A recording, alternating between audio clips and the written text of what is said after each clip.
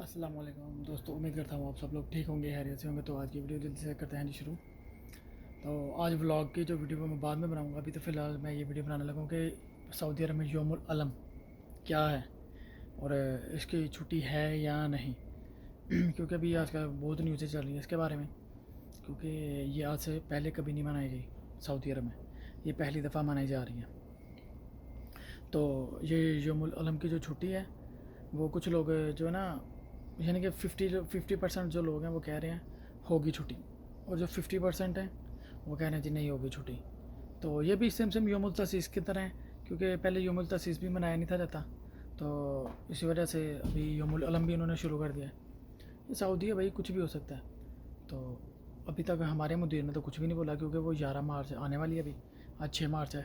تو ویسے بھی نیوز میں کسی نے کنفرم نہیں بتایا کہ یہ چھٹی ہوگی یا نہیں ہوگی۔